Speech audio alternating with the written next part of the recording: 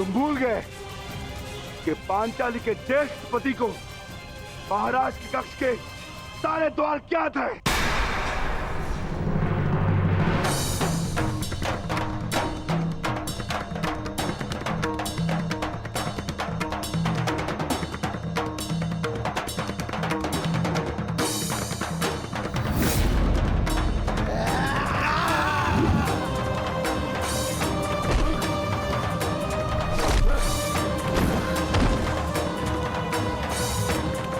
यही कक्ष तेरी समाधि बनेगा भीम। और मैं तुम्हारे भाग्य में समाधि भी नहीं आने दूंगा।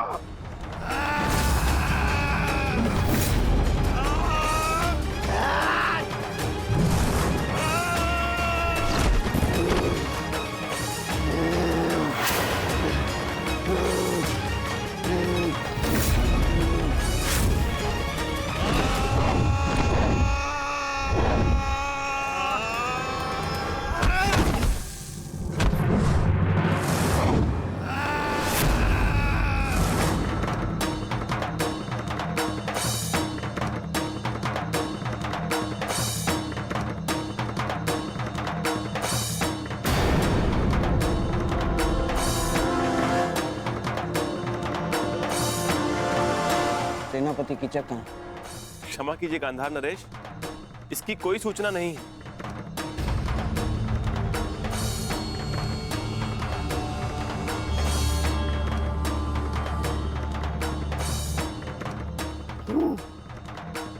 बड़ी सभा को छोड़कर कहाँ जा सकता है कीचक?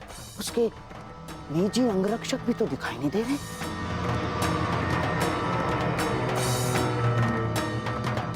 कहीं ऐसा तो नहीं कि कीचक संकट में हो? और हाँ, संकट केवल पांडवों की ओर से आ सकता है।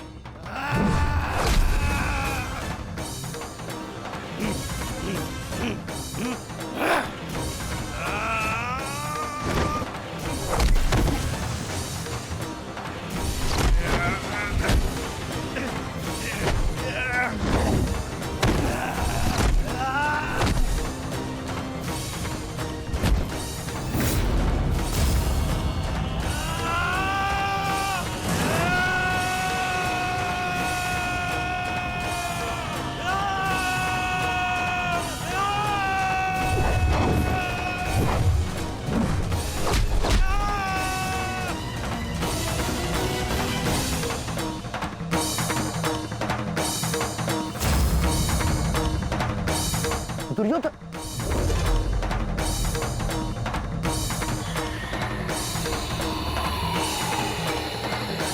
मुझे स्वयं ही जाकर देखना होगा।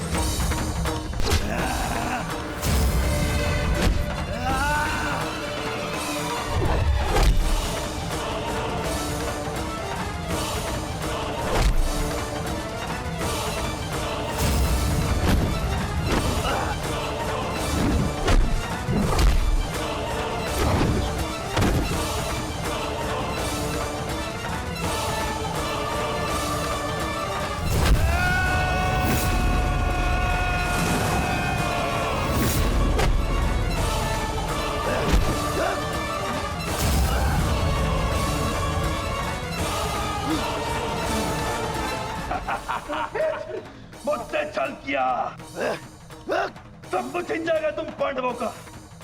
अब यहाँ पर आकर पता चलेगा कि तुम लोगों का अज्ञातवास भंग हो चुका है।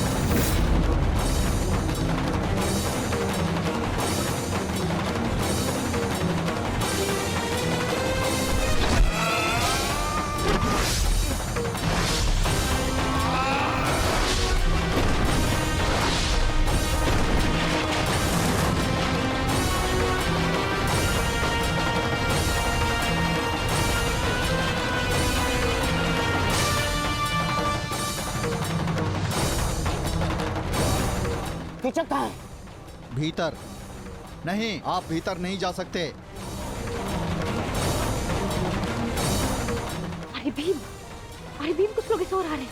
मार छोड़ो, वो संकट में है।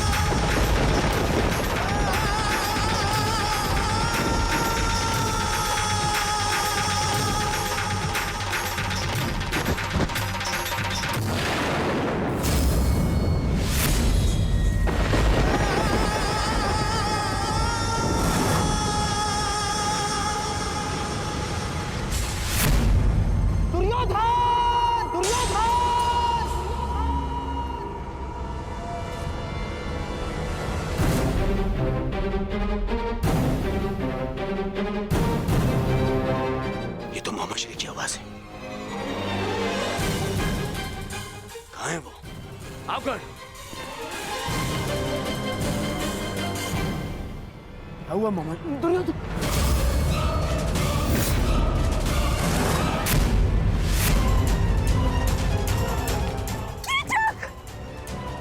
कीचक, मेरा भाई कीचक।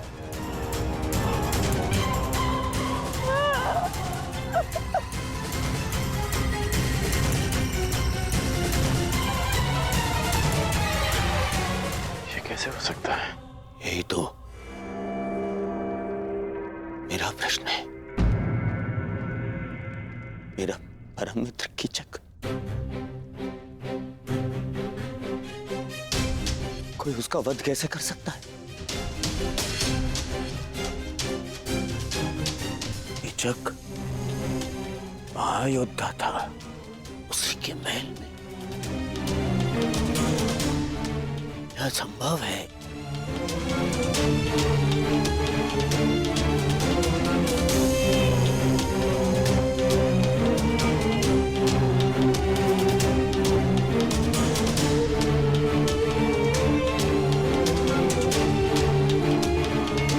समझ रहे हो दुर्योधन, कीचक का वध करना सामान्य मनुष्य के बस की बात नहीं है।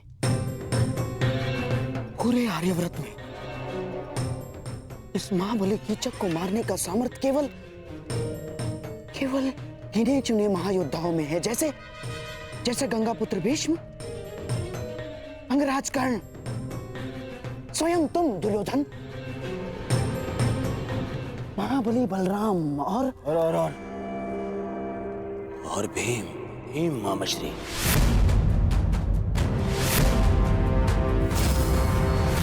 महाबली बलराम और पितामह यहाँ है नहीं। कर्ण और मैं हम सभा में थे। बचा केवल भीम।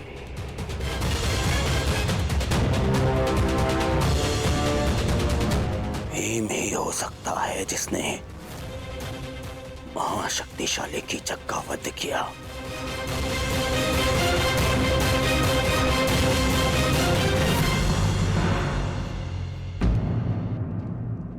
कुछ समझ में आ रहा है विराट राज?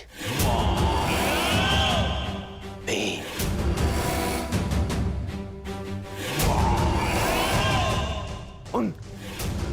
उन 5 पांडवों में से एक,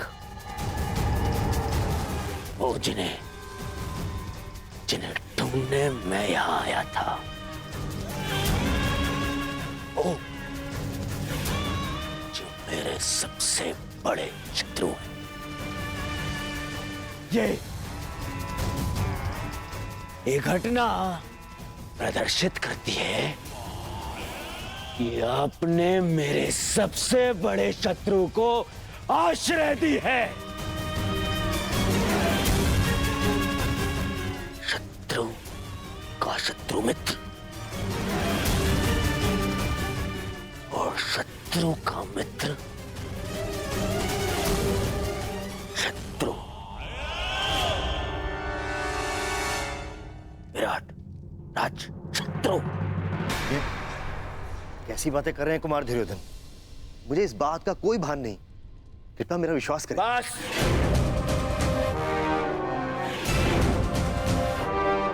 अब और कोई बहाना नहीं।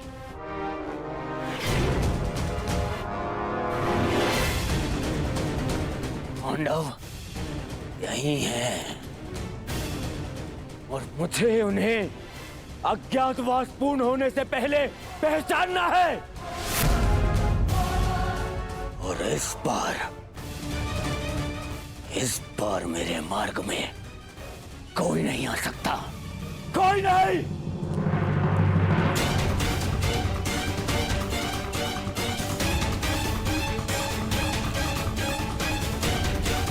हमें तुरंत यहां से निकलना होगा।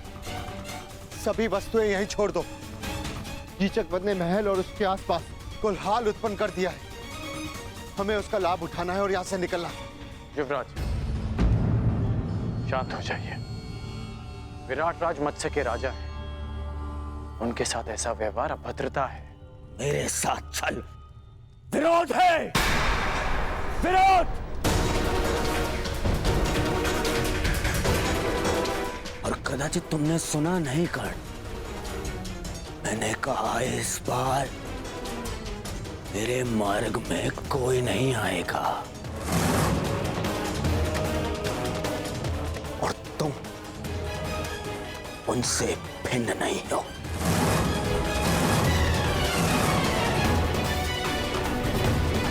यदि विराट नगर का विनाश नहीं चाहते राजन, तो अपने सैनिकों से कहो यहाँ के हर एक द्वार बंद कर दे।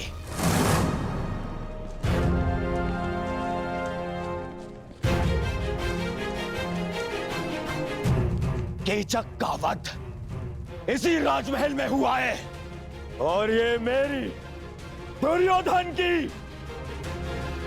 आज्ञा है। ये राजमहल के हर एक व्यक्ति को राज्यसभा में उपस्थित होने का आदेश दिया जाए। कोई भी अनुपस्थित नहीं रहना चाहिए, कोई भी नहीं। मेरे शत्रु वो पांडव यही छुपे हैं, यही मुझे वो पांडव चाहिए। यदि ये कार्य पांडवों ने ही किया है,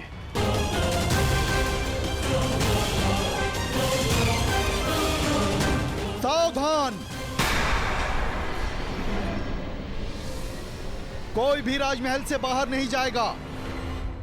महाराज का आदेश है कि सभी तुरंत सभा स्थल पर उपस्थित हों।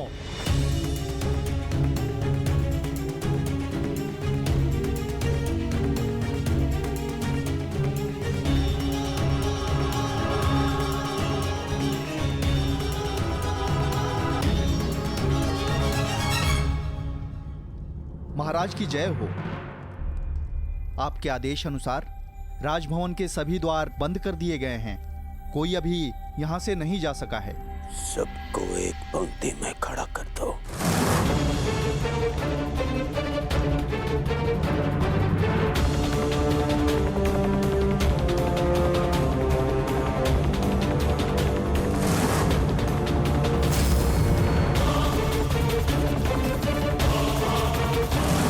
पांडु पुत्रों,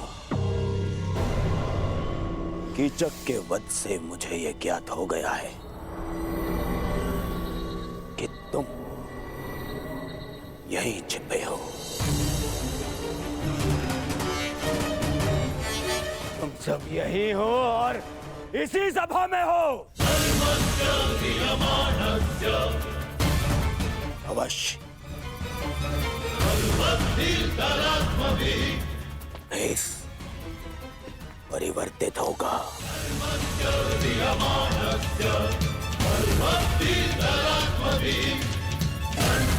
परंतु दुर्योधन की दृष्टि से तुम सब बच नहीं पाओगे।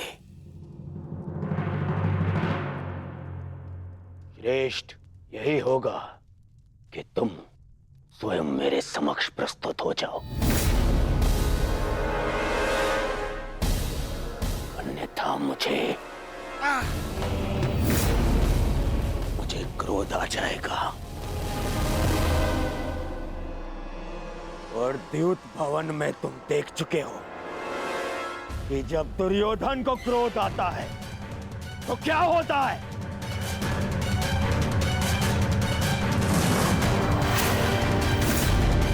विनम्रता से स्वयं मेरे समक्ष आ जाओ,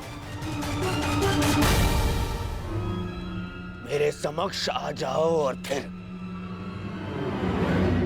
सिर झुकाकर वापस उस वन में लौट जाओ।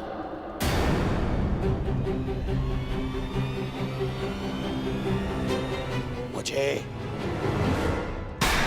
बल प्रयोग करने पर विवश मत करो।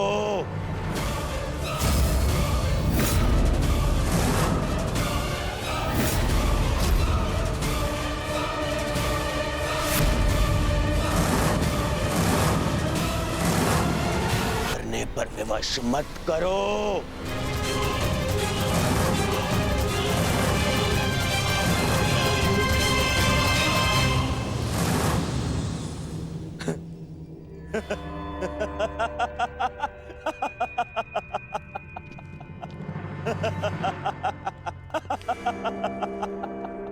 नहीं, तुम स्वयं प्रस्तुत नहीं होगे। कैसे कैसे भूल गया मैं कि कितना आनंद आता है तुम पांडवों को मुझे कष्ट देने में।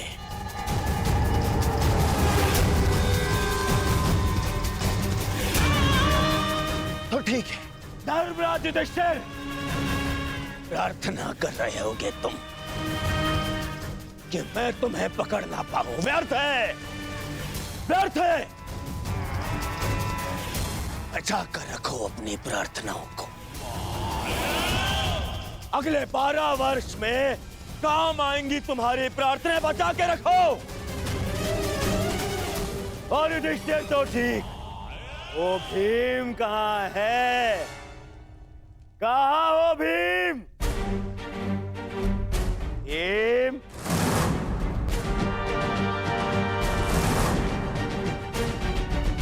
तुम्हें क्या हो गया? सदा मेरी ललकार का उत्तर देने वाला वो विक्रोधर भीम कहाँ छिपा बैठा है? हाय काकर, कहाँ छिपा बैठा है? क्या हो गया भीम? देख, एक तेरे समक्ष वही दुर्योधन है जिसने पांचाली का अस्त्र हरण करवाया था।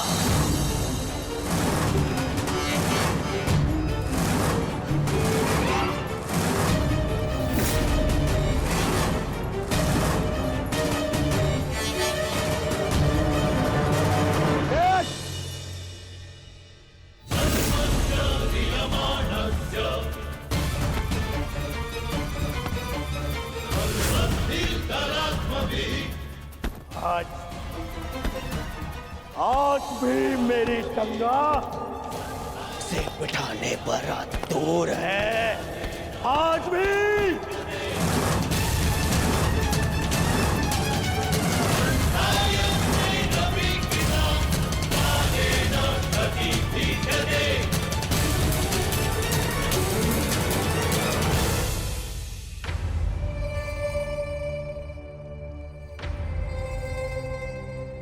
क्या हो गया?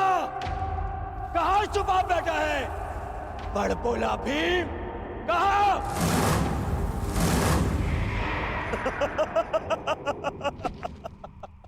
मामा श्री, लगता है वन में इस भूखे भीम ने कुछ ऐसा खा लिया है कि जिसने उसका पौरुष उससे छीन लिया है। नपुंसक हो गए हैं ये सभी पांडव, नपुंसक!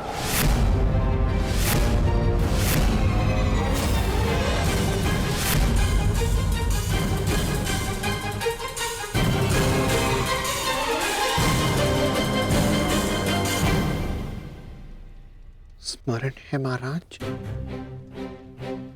आपने क्या कहा था? आपने कहा था कि आप चाहते हैं कि आपका पुत्र आपको गर्व भरी दृष्टि से देखे, परंतु इस समय आपका व्यवहार आपके पुत्र की दृष्टि झुका देगा।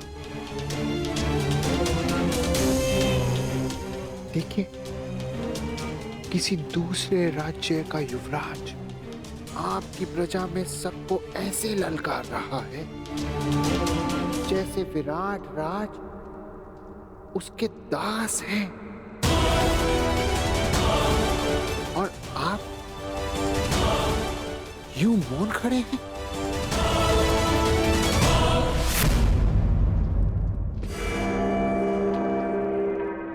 तुम नहीं हो भी, तुम भी नहीं।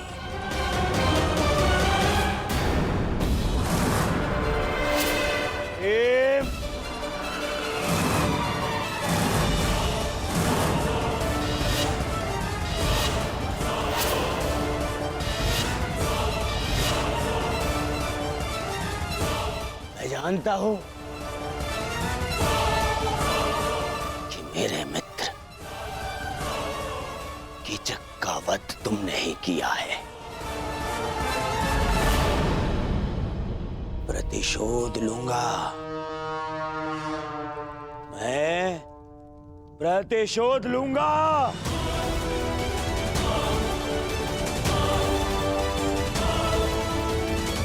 महाराज, राजा वो नहीं होता जो स्वर्ण सिंहासन पर बैठे हीरक मुकुट धारण करे।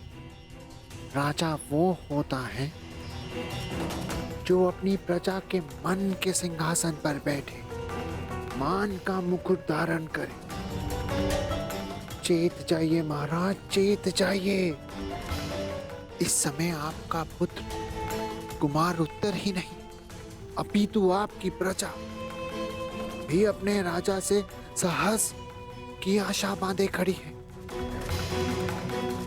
पूरे राज्य के समक्ष आपका निरादर हो रहा है। जागिए महाराज, जागिए। अब यही अवसर है सबको बता देने का कि मत्स्य के राजा आप हैं।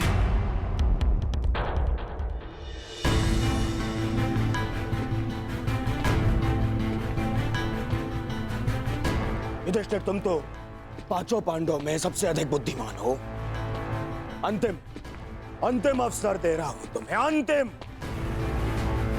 पांचाली समेत पांचों भाई मेरे समक्ष आ जाओ, क्योंकि जब तक मैं तुम्हें पहचान नहीं लेता मैं यहां से किसी को जाने नहीं दूंगा। भले ही पूरी रात्रि बीत जाए, किसी को नहीं पांचों पांडवों के समक्ष पांचाली सैरंध्री, अच्छा नाम है। दासी सैरंध्री, हस्तिनापुर युवराज के लिए मदिरा प्रस्तुत करो।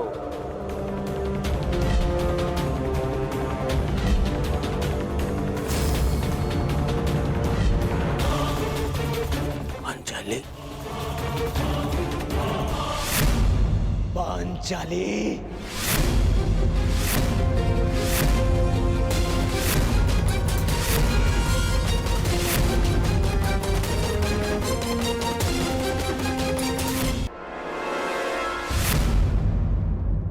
महाराज, आप केवल भय और संशय के दबाव में हैं। अपने भय और संशय को दूर कीजिए महाराज, दूर कीजिए और रोकिए, रोकिए इस दुर्योधन को महाराज, रोकिए। उन 5 मोतियों को ढूंढ रहा था, जबकि वो सूत्र मेरे समक्ष है।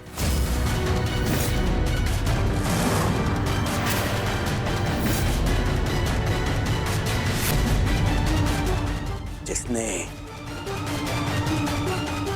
उन 5 को एक सूत्र में बांध के रखा है।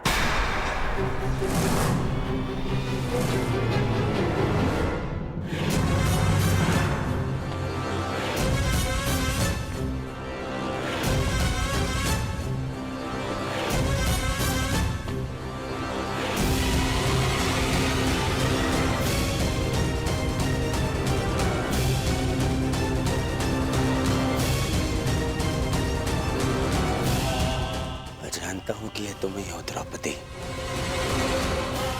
कि पूरे समय अपना मुख घूंघट से छुपा के रखे। कीचक की इतनी प्रताड़ना के पश्चात भी मुख से आह तक ना निकाले। कुछ कीजिए महाराज। किस बात का भय है? क्या उसका कारण वस्त्रहरण की लज्जा है, या फिर पुनः अपमान का डर? देखना, जो पांडव मेरे ललकार के पश्चात भी प्रस्तुत नहीं हुए, वो कैसे तुम्हारे घूंघट उठाते ही प्रस्तुत हो जाएंगे।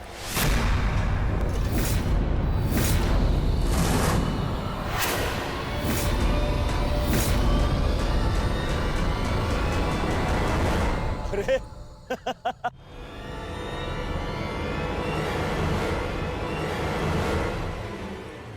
शाबाश दुर्योधन, अब होगा इन पांडवों का अज्ञातवास भंग।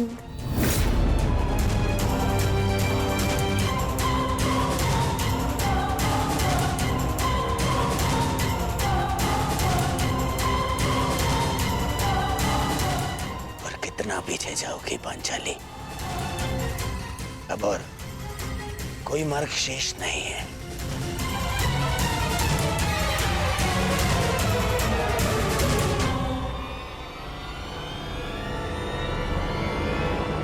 रुक जाओ कुमार दुर्योधन।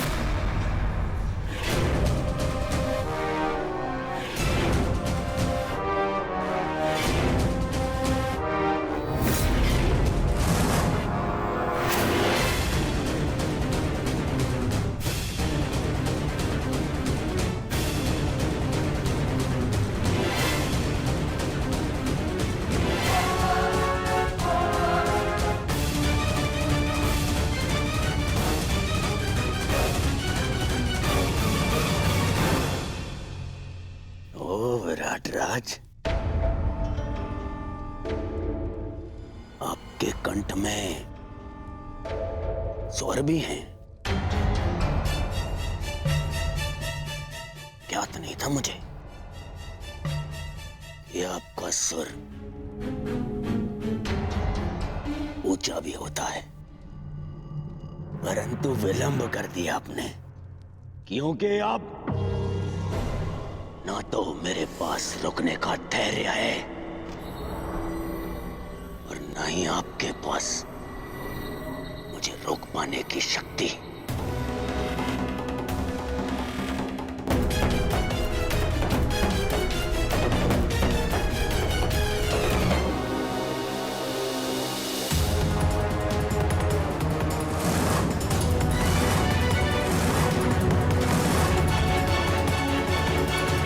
मैं सावधान करता हूं कुमार दुर्योधन।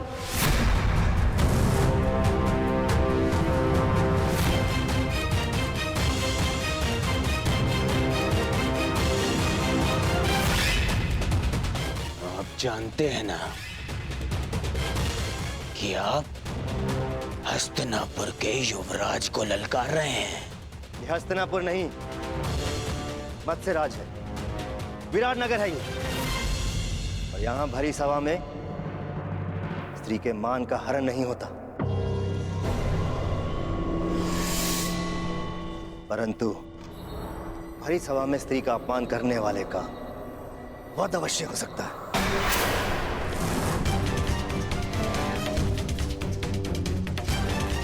मेरी प्रजा तुम्हारी दास नहीं, तुम्हारा उन पर कोई अधिकार नहीं। सैरंध्री को छूने का प्रयास भी मत करना।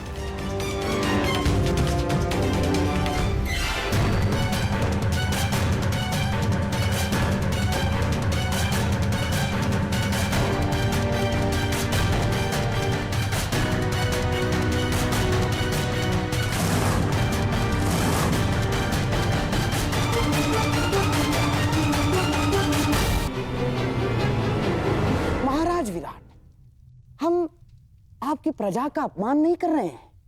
हम तो केवल पांडवों को ढूंढने का प्रयास कर रहे हैं। स्मरण है ना आपको? आपके सेनापति ने हमें वचन दिया था कि मत्स्य राज्य पांडवों को ढूंढने में हमारी सहायता करेगा। सहायता सर झुका के मांगी जाती है गंधार नरेश, उंगली उठाकर नहीं। और रही बात वचन की, तो वो मैंने नहीं, कीचक ने दिया था। उसकी मृत्यु के साथ उसका वचन भी टूट गया। आप लोग शीघ्र ही यहां से प्रस्थान करें, वही आपके हित में होगा। आप मुझे देख बजाय दुर्योधन को ललकार रहे हैं। देख बजाय दुर्योधन को। नहीं, मैं हस्तिनापुर के मध्य अंध युवराज को चेतावनी दे रहा हूं। आपके आगमन पर हमने आपका बहुत आदर सत्कार किया। विवश मत कीजिएगा कि आपके प्रस्थान पर आपका निरादर करना पड़े। अरे हट! इसे तो मैं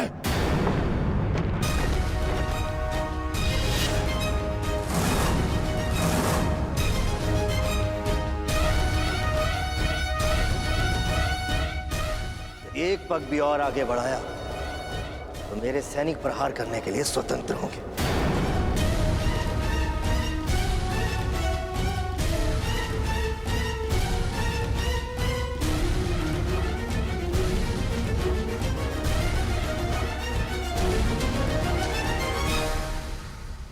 मैं तुम्हें क्षमा नहीं करूंगा विराट राज। मेरा अपमान है, प्रतिशोध अवश्य लूंगा। दुर्योधन, यह अवसर उचित नहीं है। चलो यहां से।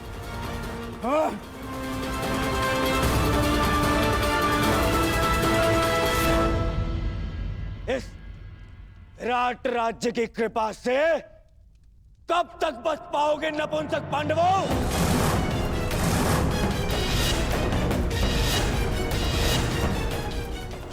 तुम्हें फिर से वन भेजकर ही सांस लूंगा।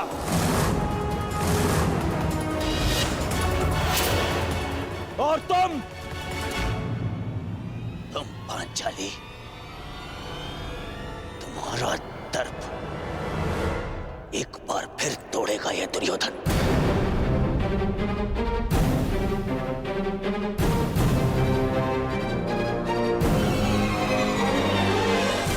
और तुम विराट राज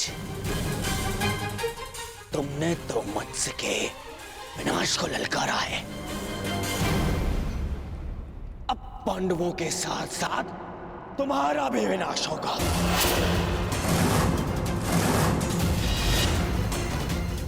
मेरे प्रतिशोध की अग्नि से तुम्हारे राज्य का हर एक घर राख हो जाएगा।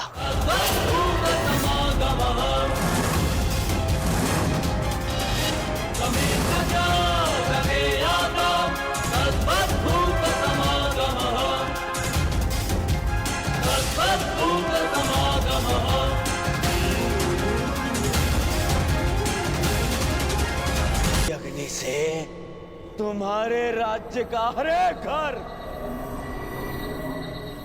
राख हो जाएगा।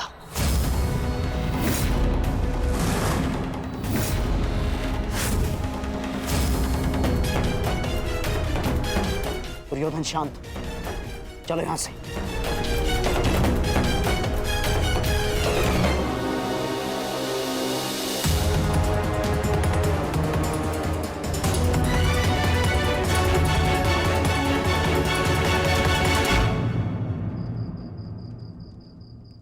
प्रणिपात महाराज। महारानी का स्वास्थ्य अब कैसा है? भाई खोने की पीड़ा है कंक, जाते जाते ही जाएगी। अभी वो अपने कक्ष में विश्राम कर रही है।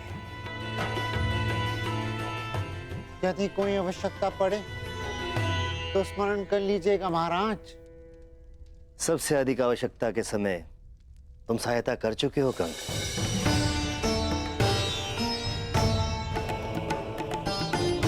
तुमने ठीक ही कहा था। मैं कीचक के नहीं, संशय के दबाव में था। एक राजा और एक पिता को उसका कर्तव्य स्मरण कराने के लिए धन्यवाद कंक। मुझे मेरा खोया हुआ आत्मविश्वास लौटाने के लिए धन्यवाद। क्षमा कीजिएगा महाराज, समय सावधान रहने का है। हस्तिनापुर युवराज की ललकार को मत भूलिएगा, क्योंकि मत्स्य का वो सेनापति मारा जा चुका है जिसके भय के कारण विराट नगर की सीमाएं सुरक्षित थीं। कुरु सेना किसी भी क्षण आक्रमण कर सकती है महाराज, किसी भी क्षण।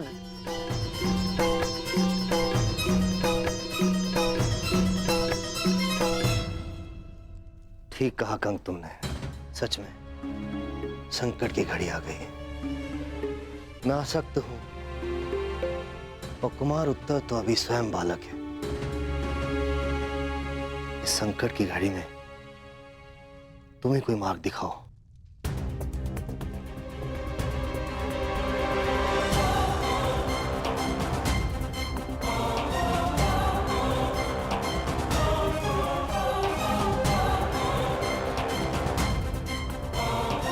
आक्रमण होने की दशा में मार्ग तो केवल युद्ध ही है महाराज।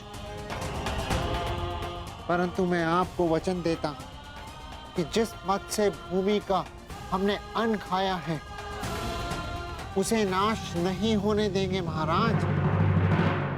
नाश नहीं, सर्वनाश चाहिए मुझे। सर्वनाश। उस मत्स्य राज्य का सर्वनाश चाहिए मुझे। उसने मेरा, दुर्योधन का अपमान किया है। दुर्योधन का।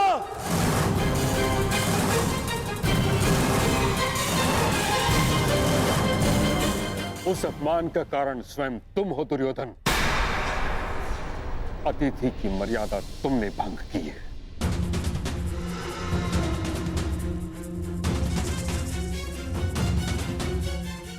मैं कुछ भंग करना चाहता था तो वो केवल उन पांडवों का अज्ञातवास जो उस सभा में नहीं हुआ, वो अब रणभूमि में होगा। विराट पर आक्रमण करके होगा।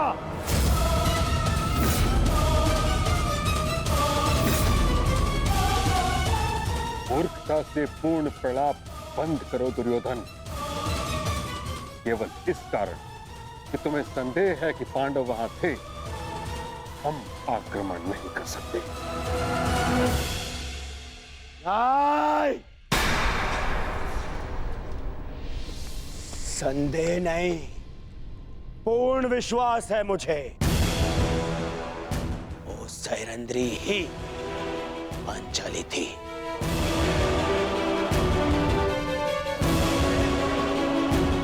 अब मामा श्री से पूछ लीजिए, गण से पूछ लीजिए, वो भी वहां उपस्थित थे। सर्वप्रथम तुम मुझे उत्तर दो, क्या तुमने पांडवों को देखा? क्या तुमने पांचाली को देखा?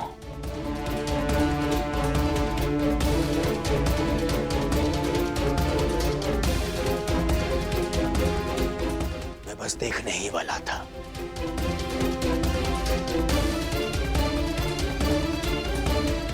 ठीक, नहीं देख पाया, परंतु उसका अर्थ ये नहीं कि वो वहां नहीं है।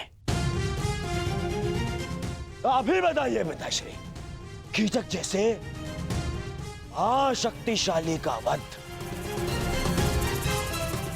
और कौन कर सकता है?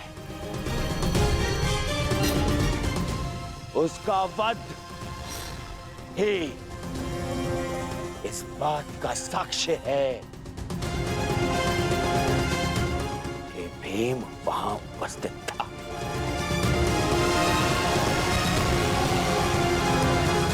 मैं दुर्योधन की इस बात से सहमत हूं ताश्री।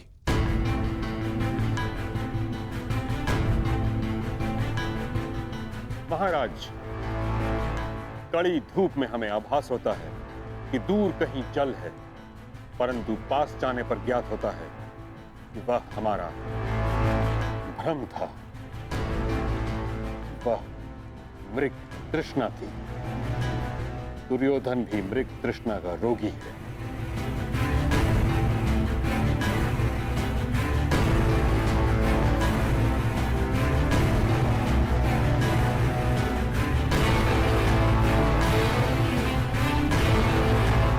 आपको क्या लगता है मैं मूर्ख हूं?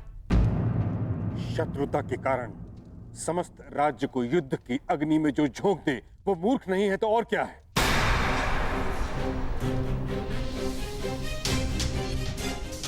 कितनी बार तुम्हें समझाने का प्रयास किया है, परंतु तुम समझने को तैयार ही नहीं हो।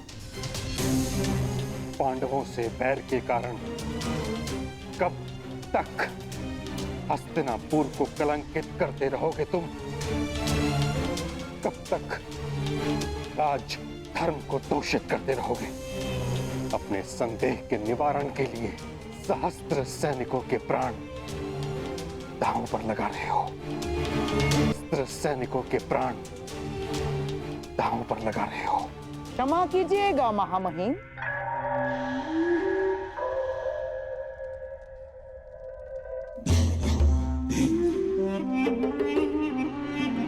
परंतु मनुष्य के निर्णय लेने के पीछे केवल दो ही तो कारण होते हैं, एक विश्वास और दूसरा संदेह। आपको संदेह था महाराज धृतराष्ट्र की योग्यता पर, इसीलिए आपने महाराज धृतराष्ट्र के भाई महाराज पांडु को राजा बना दिया।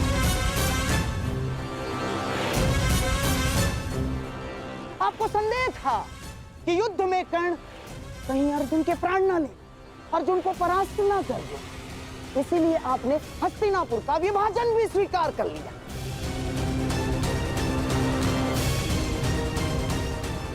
आपको संदेह था कि द्यूत सभा में आपके प्यारे पांडवों के साथ कोई छल ना हो जाए, इसीलिए आपने नियम बनाए। और इस समय भी आपको संदेह ही है कि कहीं मेरा प्यारा दुर्योधन आपके प्रिय पांडवों को खोज ना ले और फिर से उन्हें वनवास ना जाना पड़े। महामहिम, बस करिए गंधार राज।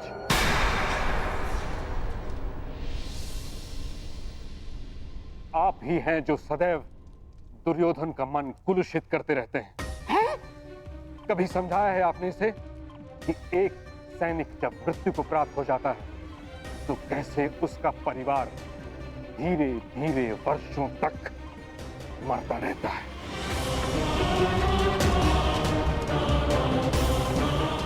सहस्त्रों सैनिकों के प्राण का कोई मोल है? मुझे मोल नहीं है। मोल है पितामह, है। मुझे कुछ 100 सैनिकों का नहीं,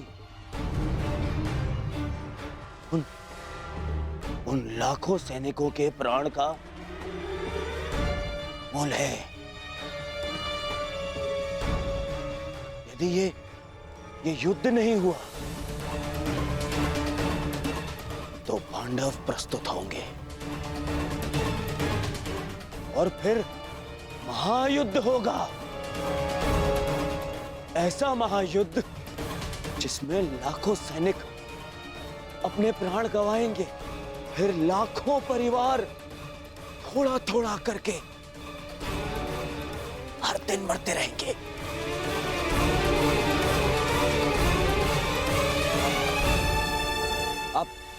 आप ही बताइए पिताश्री, क्या मैं अनुचित कह रहा हूं? लाखों सैनिकों के प्राण बचाने के लिए कुछ 100 सैनिकों का वीर गति प्राप्त करना बलिदान है या मूर्खता?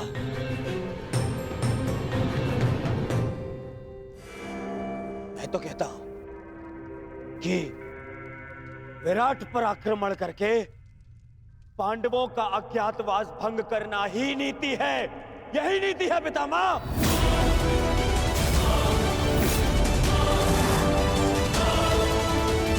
पुत्र दुर्योधन, विचार करो, पांडव तुम्हारे साथ कैसे युद्ध करेंगे? द्वारका सहित आधा भारत तुम्हारी संधि में है और शेष पर तुम दिग्विजय प्राप्त कर चुके हो। संधियां तो टूटने के लिए ही होती हैं पितामह।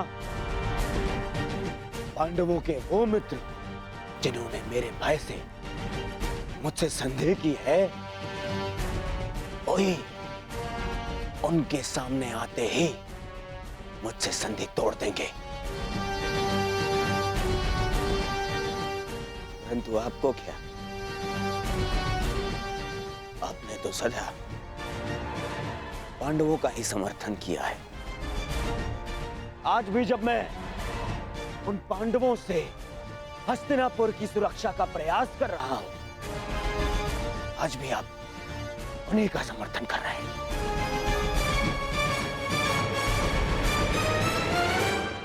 क्या तुम्हें विश्वास है कि पांडव विराट नगर में हैं?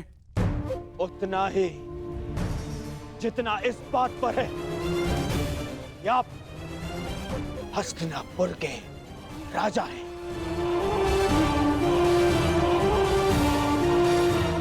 और पितामह भीष्म हस्तिनापुर का हित चाहते हैं। पिताश्री, यदि पांडवों का अज्ञातवास पूर्ण हो गया तो वो अवश्य युद्ध करेंगे।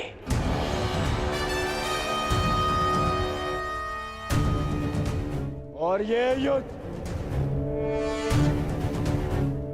महायुद्ध होगा।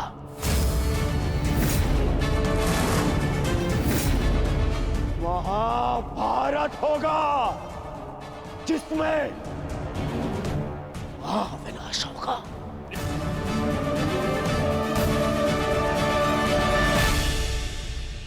नहीं,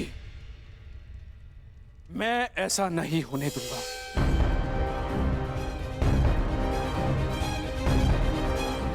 यदि विराट पर हमला करने से ये महायुद्ध, ये महाविनाश टल सकता है, तो मुझे पुत्र दुर्योधन का ये प्रस्ताव स्वीकार है।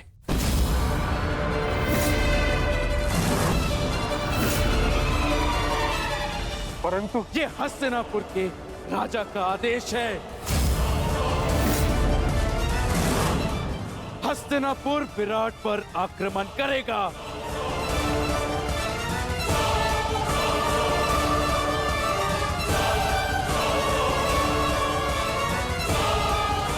युद्ध की तैयारी हो।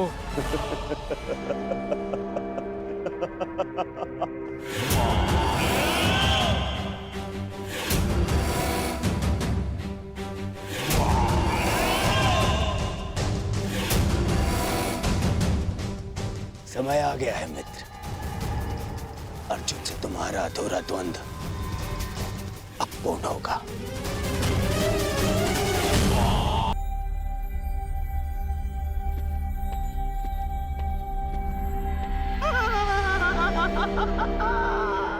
अब तुम बच नहीं सकते मेरे प्यारे भांजे पांडवों।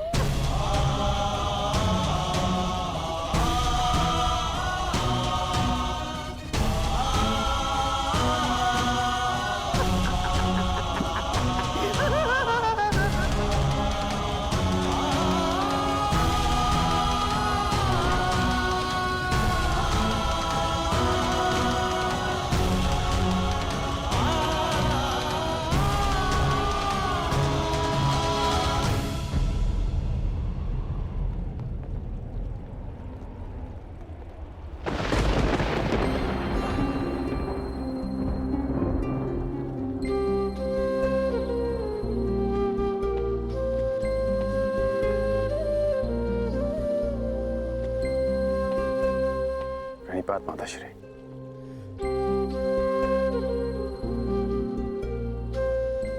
मैं जानता हूं आप आज मुझे विजयी होने का आशीर्वाद नहीं देंगे। मैं आज कुछ देने नहीं, स्मरण दिलाने आई हूं। तुम्हें ज्ञात होगा कि मेरे पुत्र और पुत्रवधू के साथ छल हुआ है। जो इंद्रप्रस्थ के सम्राट थे वो पिछले 12 वर्ष से वन में भटक रहे।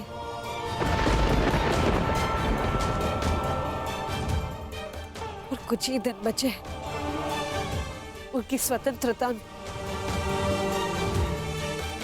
और उनके साथ फिर से छल होने जा रहा है। हस्तिनापुर से इतनी बड़ी सेना उनकी वृत्त प्रयाण कर रही है। उनकी आत्मा रक्षा के लिए उनके पास एक भी सैनिक नहीं।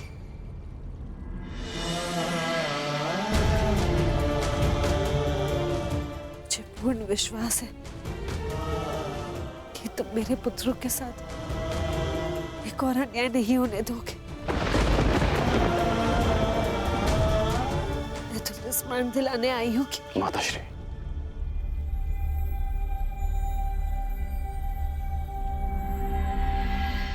कर्ण को अपना हर वचन स्मरण है।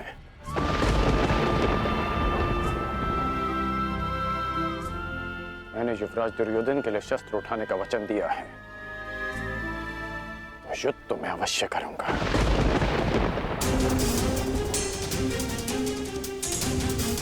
परंतु मैंने एक और वचन दिया है कि आपके पुत्र अज्ञातवास पूरा करेंगे, और ये वचन भी मैं अवश्य पूरा करूंगा।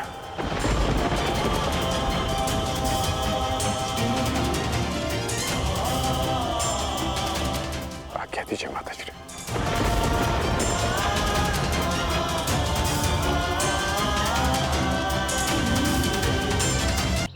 मत्स्य में आज एक नया सूर्य उदय हुआ है।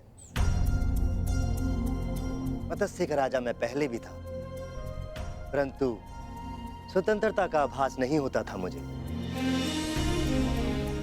आज वर्षों के पश्चात यहाँ की वायु में स्वतंत्रता अनुभव कर रहा हूं मैं।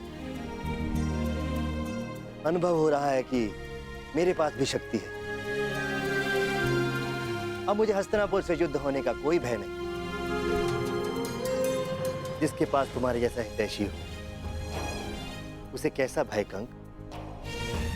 तुम्हारे प्रोत्साहन से आज फिर से मैं स्वयं को एक शक्तिशाली राजा अनुभव कर रहा हूं। महाराज, मनुष्य को शक्ति आत्मविश्वास से मिलती है। यदि आत्मविश्वास है तो मनुष्य स्वयं की और अपनों की रक्षा कर सकता है।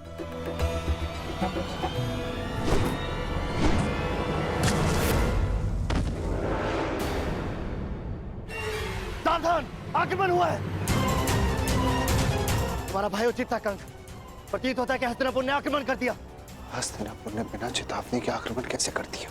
महाराज, तिगत नरेश सुशर्मा ने आक्रमण किया है। सुशर्मा, इतना साहस? तुम्हें पराजित होना होगा। चलो, सेना और प्रजा को सावधान कर दो। सब युद्ध के लिए तत्पर हैं।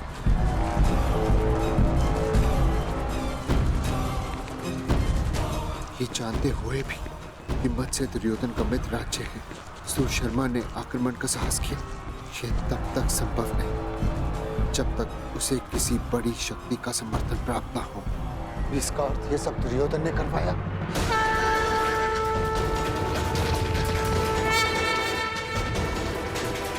दुर्योधन! युवराज, सतर्क ध्वनि का स्वर सुन रहे हैं आप? हमें उन्हें बताना होगा कि हम मत्स्य पर आक्रमण करने नहीं आए। हमें केवल पांडव चाहिए।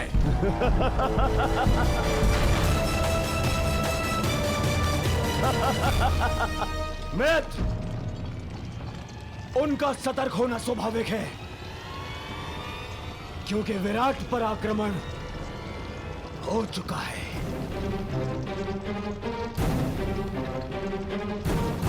सुशर्मा की सेना दक्षिण छोर से विराट पर पहले ही आक्रमण कर चुकी है।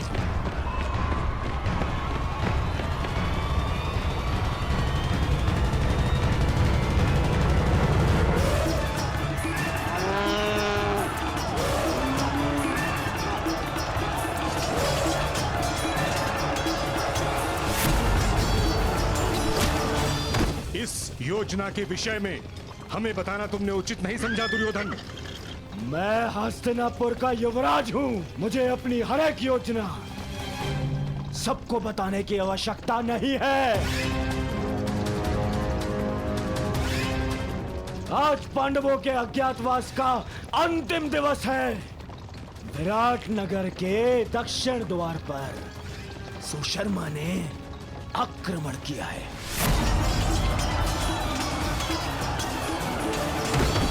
उनका सारा ध्यान विराट के दक्षिण द्वार पर होगा और हम उत्तर दिशा से आक्रमण करके पांडवों को वहीं घेर लेंगे। ये नीति के विरुद्ध है। जो राज्य पहले से ही युद्ध में व्यस्त हो, उस पे इस प्रकार आक्रमण करना छल है। ये छल नहीं है, क्योंकि सुशर्मा हस्तिनापुर का ही सहयोगी है। मुझे किसी भी मूल्य पर उन पांडवों को सूर्यास्त से पूर्व पकड़ना है।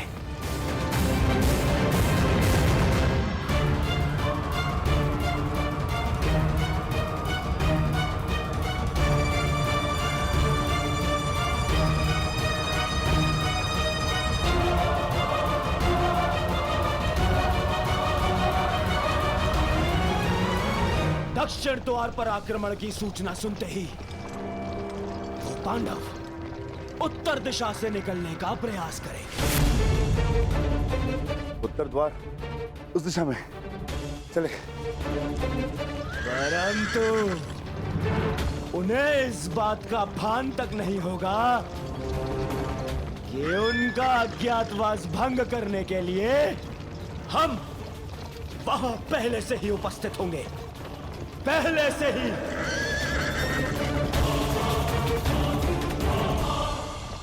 दुर्योधन अपने साथी, महारथी और सेनापति को इस प्रकार योजना से अवगत न रखना असम्मान माना जाता है, और इस प्रकार से छल करके आक्रमण करना अधर्म। मैं आपको साथ केवल इसलिए लाया हूं पितामह, ताकि आप सब इस बात के साक्षी हो सके कि मैंने पांडवों का अज्ञातवास धर्म सम्मत भंग किया है।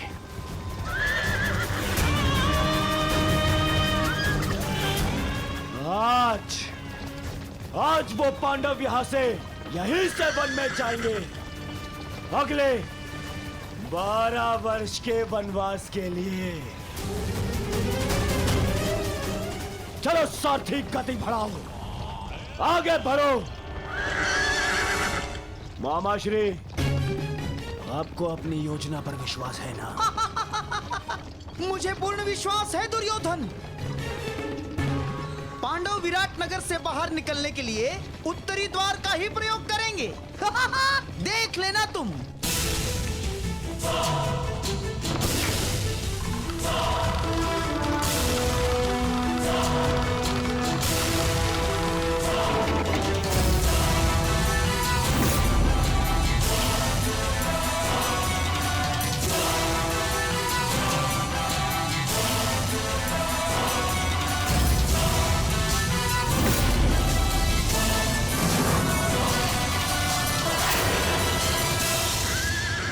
गति बढ़ाओ सारथी, आगे बढ़ो।